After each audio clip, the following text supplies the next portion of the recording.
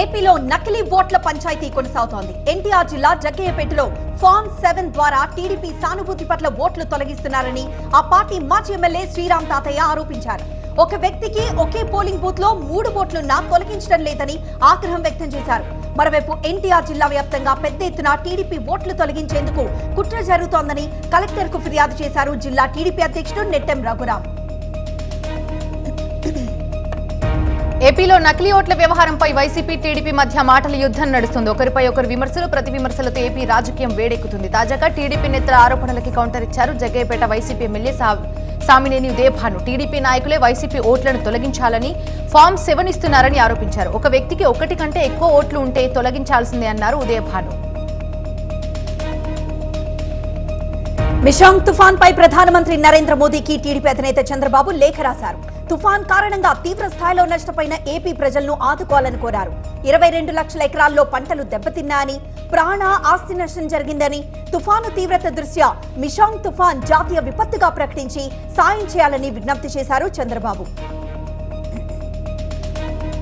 మాజీ మంత్రి Kodali నానిపై TDP senior నేత బుద్ధ వెంకన్న తీవ్ర స్థాయిలో మండిపడ్డారు. ఇకపై వైసీపీ నేతలు చంద్రబాబుపై హద్దు దాటి విమర్శలు చేస్తే అదే స్థాయిలో కౌంటర్స్ ఉంటాయంటూ కొడాలి నానిని హెచ్చరించారు. చంద్రబాబు గాని టీడీపీ గాని తెలంగాణ ఎన్నికల్లో జోక్యం చేసుకోలేదని, గాంధీ భవన్ దగ్గర టీడీపీ జెండాలు కనబడితే చంద్రబాబుకు ఏం సంబంధం అని ప్రశ్నించారు. ఇక తాను ఆశించిన స్థానంలో చంద్రబాబు అవకాశం కల్పిస్తారని ధీమా వ్యక్తం చేశారు బుద్ధ వెంకన్న. సీట్ల కేటాయింపులో అధినేత నిర్ణయమే ఫైనల్ అన్నారు. టీడీపీ జనసేన తీరుపై మంత్రి అంబటి రాంబాబు మరోసారి ఫైర్ అయ్యారు. టీడీపీ జనసేనది అపవిత్ర కలయిక అని ఆరోపించారు. సంక్షోభాన్ని అవకాశంగా మలుచుకోవాలని చూస్తున్నారని, చంద్రబాబు రాజకీయ లబ్ధి పొందాలని చూస్తున్నారని విమర్శించారు. ఏపీలో ఎంత మంది కలిసినా తమకు నష్టం లేదన్న అంబటి ఏపీలో మళ్లీ వచ్చేది జగన్ ప్రభుత్వమే అన్నారు.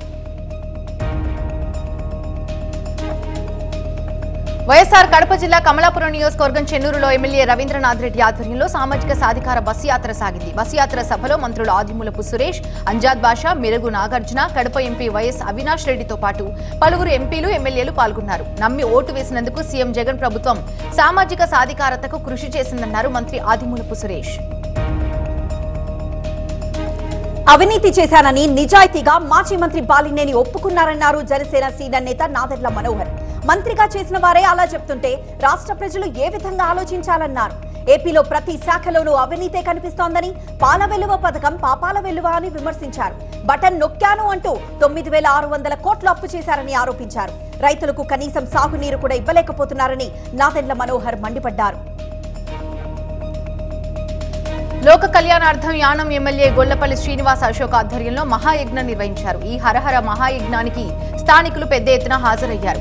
కార్తీక మాసం పర్వదినాలను పురస్కరించుకుని ప్రజలందరూ సుఖ సంతోషాలతో ఉండాలని, ఆయుర ఆరోగ్యాలతో విలసిల్లాలని యజ్ఞం నిర్వహించినట్టుగా తెలిపారు ఎమ్మెల్యే అశోక్.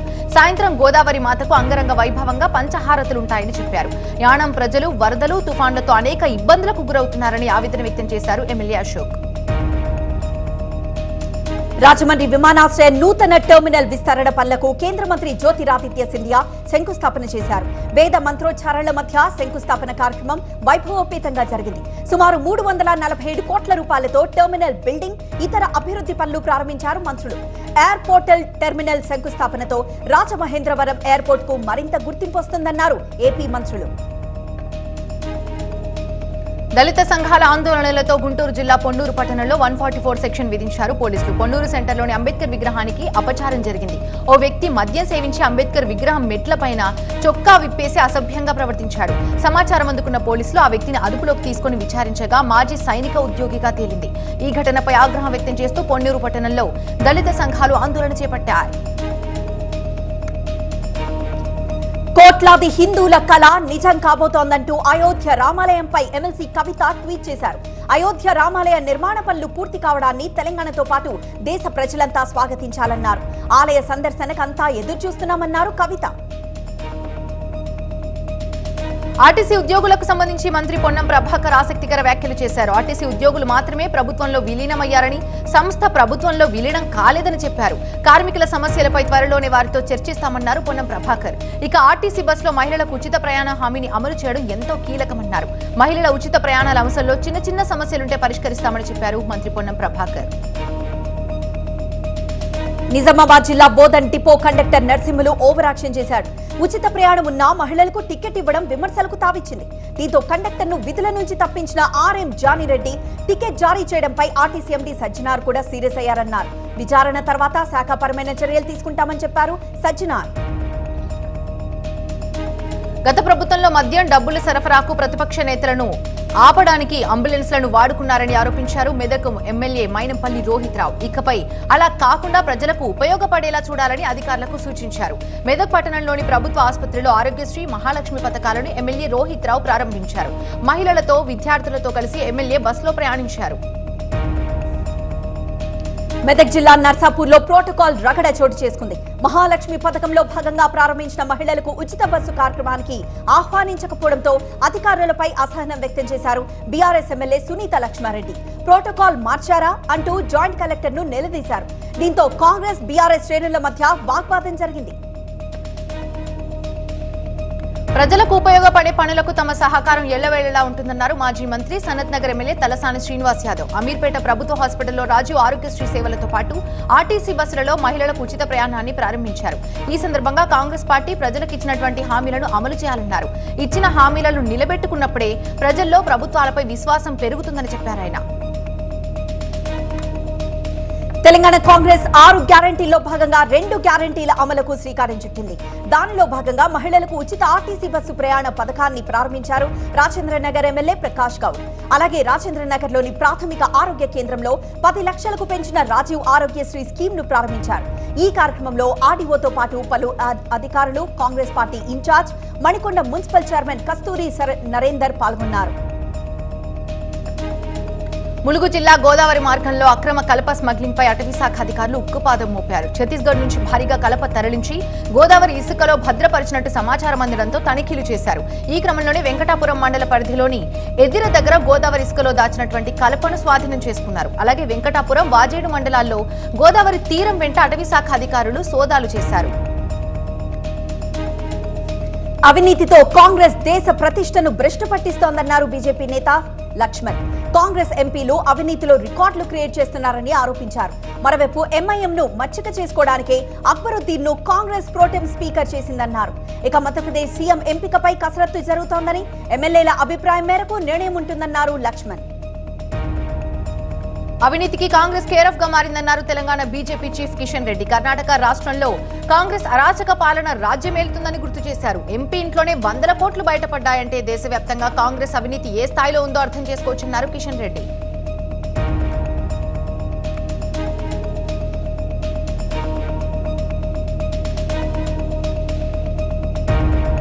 మంచిర్యాల జిల్లా బెల్లంపల్లిలో మహాలక్ష్మి ఉచిత బస్సు ప్రయాణం ఆరోగ్యశ్రీ పథకాన్ని ఎమ్మెల్యే గడ్డం వినోద్ ప్రారంభించారు. తెలంగాణలో కాంగ్రెస్ ప్రభుత్వం వచ్చిన వెంటనే 2 గ్యారంటీ పథకాలను అమల్లోకి తీసుకురావడం సంతోషకరమని, ప్రజలందరూ సద్వినియోగం చేసుకోవాలని పిలుపునిచ్చారు. బెల్లంపల్లిలో అసంపూర్తి పనులను త్వరగా పూర్తి చేస్తానన్నారు ఎమ్మెల్యే వినోద్. ఈ సందర్భంగా బెల్లంపల్లి ఆసుపత్రి వైద్యులు, సిబ్బంది ఎమ్మెల్యే వినోద్ ను సన్మానించారు. హైదరాబాద్ లో మరో డ్రగ్స్ ముఠా గుట్టు రట్టు చేశారు వెస్ట్ జోన్ టాస్క్ ఫోర్స్ పోలీసులు. అరకు నుంచి హాష్ ఆయిల్ తరలిస్తున్న ముఠాను పోలీసులు అరెస్ట్ చేశారు. నిందితుల నుంచి 310 ml హాష్ ఆయిల్, అలాగే 70 గ్రాముల చెరస్, మొబైల్స్ ని కూడా స్వాధీనం చేసుకున్నారు పోలీసులు. విశాఖ ఆర్కే బీచ్ లో నేవీ డే ఉత్సవాలు ఘనంగా జరిగాయి. నేవీ డే వేడుకల్లో ఏపీ గవర్నర్ తో పాటు పలువురు మంత్రులు పాల్గొన్నారు. భారత్ పాకిస్తాన్ మధ్య జరిగిన యుద్ధంలో విజయానికి ప్రతీకగా ఏటా విశాఖలోని తూర్పు నౌకాదళ ప్రధాన కేంద్రంలో డిసెంబర్ 4న నేవీ డే నిర్వహిస్తారు. అయితే తుఫాన్ కారణంగా 4వ తేదీ జరగాల్సిన వేడుకలను ఇవాళ నిర్వహించారు. తూర్పు నౌకాదళ ఆధ్వర్యంలో విశాఖ ఆర్కే బీచ్ లో నేవీ డే ప్రదర్శనలు కొనసాగుతున్నాయి. నేవీ యుద్ధ నౌకలు, యుద్ధ విమానాలు, సబ్మెరైన్స్, హెలికాప్టర్స్ తో విన్యాసాలు ఆకట్టుకుంటున్నాయి. సుమారు 2000 మంది నౌకాదళ సిబ్బంది నేవీ డే విన్యాసాల్లో పాల్గొంటున్నారు. మిషాంగ్ తుఫాన్ నష్టం మరవక ముందే ఏపీకి మరో గండం పొంచి ఉంది. ఇటీవలే మిషాంగ్ తుఫాన్ తెలుగు రాష్ట్రాలపై తీవ్ర ప్రభావం చూపింది. తాజాగా మరో తుఫాన్ రైతులను భయపెడుతోంది. బంగాళాఖాతంలో 24 గంటల్లో అల్పపీడనం ఏర్పడనుంది. రానున్న 5 రోజుల పాటు కేరళ, తమిళనాడు, పుదుచ్చేరితో పాటు పలు రాష్ట్రాల్లో భారీ వర్షాలు కురుస్తాయని వాతావరణ శాఖ అంచనా వేస్తోంది. సముద్రంలో చేపల వేటకు వెళ్లిన తమిళనాడులోని నాగపట్నం కారకైల్ చెందినటువంటి 25 మంది మత్స్యకారులను శ్రీలంక నేవీ అదుపులోకి తీసుకుంది. భారత మత్స్యకారుల బోట్లు శ్రీలంక అంతర్జాతీయ జలాల్లోకి ప్రవేశించడంతో వారిని అదుపులోకి తీసుకున్నారు అక్కడి అధికారులు. దీంతో మత్స్యకారుల కుటుంబ సభ్యులు ఆందోళన చెందుతున్నారు. చెన్నైలో తుఫాను వరద సాయం అడిగిన బాధితులపై డీఎంకే ఎమ్మెల్యే అనుచరులు దాడికి పాల్పడ్డారు. డీఎంకే నేతలు విచక్షణారహితంగా దాడి చేశారు. ఈ ఘటనపై బాధితులు ఆందోళనకు దిగారు. దాడి చేసిన వారిపై చర్యలు తీసుకోవాలని డిమాండ్ చేశారు. తమిళనాడులో సిపిఎం నేతలు పాదయాత్ర చేపట్టారు. సేతు సముద్రం ప్రాజెక్ట్ ని పూర్తి చేయాలని డిమాండ్ చేస్తూ రామకృష్ణాపురంలో భారీ పాదయాత్ర నిర్వహించారు సిపిఎం నేతలు. ఛత్తీస్గఢ్ సీఎంగా విష్ణుదేవ్ సాయ్ను ఎంపిక చేసింది బీజేపీ అధిష్టానం. రాయ్పూర్లో జరిగిన బీజేపీ ఎమ్మెల్యేల సమావేశంలో విష్ణుదేవ్ ను బీజేపీ శాసనసభాపక్ష నేతగా ఎన్నుకున్నారు. విష్ణుదేవ్ సాయ్ గతంలో కేంద్ర మంత్రిగా పనిచేశారు. 2020 వరకు బీజేపీ రాష్ట్ర శాఖ అధ్యక్షుడిగా కూడా బాధ్యతలు నెరవేర్చారు. మాజీ సీఎం రమణ్ సింగ్ ను కాదని ఆదివాసీ సామాజిక వర్గానికి చెందిన విష్ణుదేవ్ సాయ్ను బీజేపీ హైకమాండ్ సీఎంగా ఎంపిక చేయడం ప్రాధాన్యతను సంతరించుకుంది. ఛత్తీస్గఢ్ సీఎంగా విష్ణుదేవ్ సాయ్ని బీజేపీ ఎంపిక చేయడంతో ఆయన స్వగ్రామంలో సందడి నెలకొంది. ఛత్తీస్గఢ్ సీఎం ఇంట్లో కుటుంబ సభ్యులు స్వీట్లు పంచి సంబరాలు చేసుకున్నారు. అటు బీజేపీ నిర్ణయం పట్ల గ్రామస్తులు కూడా హర్షం వ్యక్తం చేస్తున్నారు. మోదీకి గ్యారంటీ కింద ఛత్తీస్గఢ్ ప్రజలకు చేసిన వాగ్దానాలన్నీ నెరవేరుస్తామని హామీ ఇచ్చారు కొత్త ముఖ్యమంత్రి విష్ణుదేవ్ సాయ్. తాను నిజాయితీగా ఉంటూ సబ్కా విశ్వాస్ కోసం పనిచేస్తానని చెప్పారు. రాష్ట్ర ప్రజలకు 18 లక్షల ఇళ్లివ్వడమే తన తొలి పని అన్నారు సీఎం విష్ణుదేవ్. హామీలన్నీ నెరవేర్చేందుకు కృషి చేస్తానని మాటిచ్చారు ఆయన. ఎంపీ ధీరజ్ సాహు కాంగ్రెస్ పార్టీ అవినీతిని వ్యతిరేకిస్తూ పాట్నాలో బీజేపీ యువమోర్చా కార్యకర్తలు ఆందోళన చేపట్టారు. ధీరజ్ ఎంపీ పదవికి రాజీనామా చేయాలని డిమాండ్ చేస్తూ ఆయన దిష్టి బొమ్మని దగ్ధం చేశారు బీజేవైఎం కార్యకర్తలు. కాంగ్రెస్ ఎంపీ ధీరజ్ సాహు ఇంట్లో ఐటీ సోదాలపై బీజేపీ విమర్శలు ఎక్కుపెట్టింది. తాజాగా కాంగ్రెస్ పార్టీపై బీజేపీ నేత ప్రకాష్ జవదేకర్ తీవ్రంగా మండిపడ్డారు. ఇది కాంగ్రెస్ అవినీతికి పరాకాష్ట అన్నారు. అందుకే 3 రాష్ట్రాల్లో ప్రజలు కాంగ్రెస్ ని తిరస్కరించారని చెప్పారు. ఎంపీ ధీరజ్ ఇంట్లో ఇంకా చాలా లాకర్లున్నాయని వాటిని తెరవాల్సిందేనని డిమాండ్ చేశారు. తమ రాష్ట్రానికి రావాల్సిన బకాయిలను కేంద్ర ప్రభుత్వం చెల్లించడం లేదని ఆరోపించారు బెంగాల్ సీఎం మమతా బెనర్జీ. దేశవ్యాప్తంగా 1 ట్యాక్స్ 1 జీఎస్టీ ఉందన్నారు. రాష్ట్రం నుంచి తీసుకుంటున్న పన్నుల నుంచి తమ వాటా ఇవ్వటం లేదని చెప్పారు దీదీ. అలాగే ఈ అంశంపై ప్రశ్నించేందుకు వెళ్తున్నానని స్పష్టం చేశారు మమత. ఆర్టికల్ 370 పై సుప్రీంకోర్టు రేపు కీలక తీర్పు ఇవ్వనుంది. అయితే సుప్రీంకోర్టు ఇచ్చే తీర్పు కశ్మీరీ ప్రజలకు అనుకూలంగా ఉంటుందో వ్యతిరేకంగా ఉంటుందో రేపు తేలిపోతుందన్నారు democratic progressive Azad party chief Ghulam Nabi Azad. ఈ తీర్పు కోసం తాము 4 ఏళ్లుగా ఎదురు చూస్తున్నామని చెప్పారు. తమకు సుప్రీంకోర్టుపై పూర్తి నమ్మకం ఉందన్నారు ఆజాద్. ముంబైలో వన్ భారత్ శారీ వాకథాన్ని కేంద్ర మంత్రి పీయూష్ గోయల్ జెండా ఊపి ప్రారంభించారు. ఈ కార్యక్రమంలో బాలీవుడ్ నటి సోనాలి బింద్రే హాజరయ్యారు. చేనేత చీరలను ప్రోత్సహించడమే వన్ భారత్ శారీ వాకథాన్ ముఖ్య ఉద్దేశమన్నారు పీయూష్ గోయల్. ఈ వాకథాన్లో మహిళలు పెద్ద సంఖ్యలో పాల్గొన్నారు. ఒడిశాలో ఐటీ అధికారుల సోదాలు 5వ రోజుకు చేరాయి. బౌద్ధ్ డిస్టిలరీస్ ప్రైవేట్ లిమిటెడ్ సంస్థలో లభించిన నగదు లెక్కించేందుకు 40 కరెన్సీ కౌంటింగ్ మెషిన్లు తెప్పించారు అధికారులు. జార్ఖండ్, ఒడిశాలోని కాంగ్రెస్ రాజ్యసభ ఎంపీ ధీరజ్ సాహుకు చెందిన సంస్థల్లో వరుసగా 5వ రోజు తనిఖీలు జరుపుతోంది ఐటీ శాఖ. ఉత్తరప్రదేశ్లో భారీ అగ్ని ప్రమాదం సంభవించింది. వజియాబాద్ పారిశ్రామిక వార్డులోని ఓ కెమికల్ ఫ్యాక్టరీలో భారీగా మంటలు చెలరేగాయి. కెమికల్ డ్రమ్ములు పేలి పెద్ద ఎత్తున మంటలు ఎగిసిపడ్డాయి. దీంతో ఆ ప్రాంతమంతా దట్టమైన పొగలు వ్యాపించాయి. మంటలార్పేందుకు ఫైర్ సిబ్బంది తీవ్రంగా శ్రమించారు.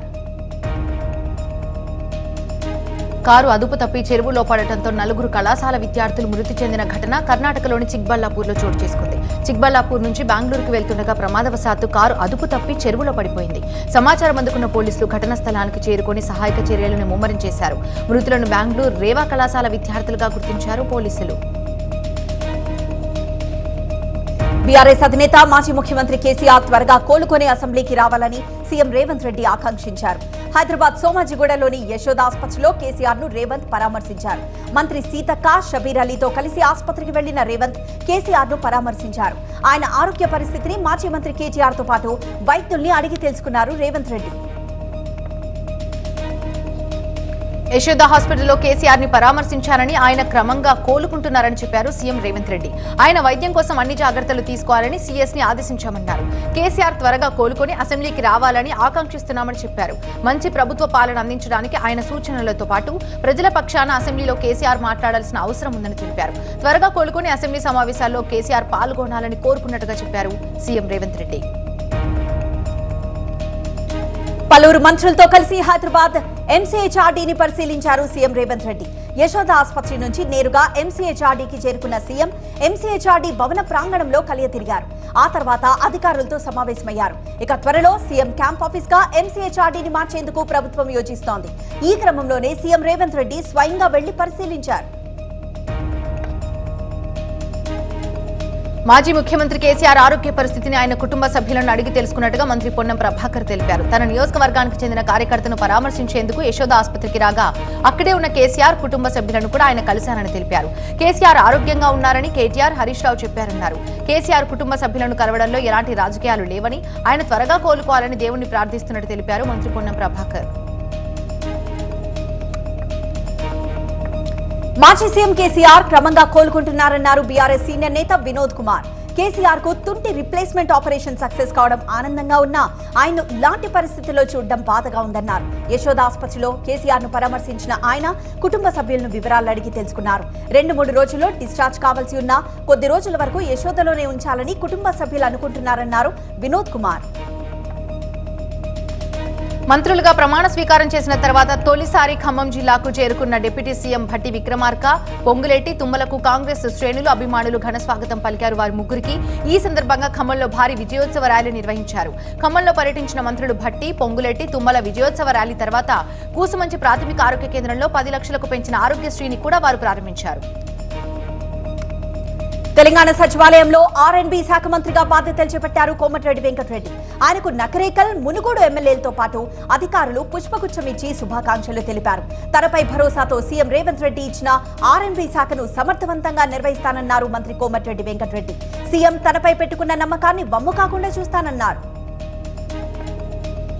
ఉమ్మడి కరీంనగర్ జిల్లాలో చికెన్ రేట్లు ఒక్కసారిగా పడిపోయాయి. 4 నెలల క్రితం కిలో 300 రూపాయలు దాటిన చికెన్ ధరలు ఇప్పుడు కిలో ఏకంగా 120 రూపాయల నుంచి 140 రూపాయలకు పడిపోయింది. దాంతో మాంసం ప్రియులు చికెన్ కొనేందుకు ఎగబడుతున్నారు. కిలో తీసుకునే బదులు 2-3 కిలోలు తీసుకుంటున్నట్టుగా చికెన్ షాపు యజమానులు చెబుతున్నారు. కార్తీక మాసం కావడంతో చికెన్ ధరలు పడిపోయాయి అంటున్నారు.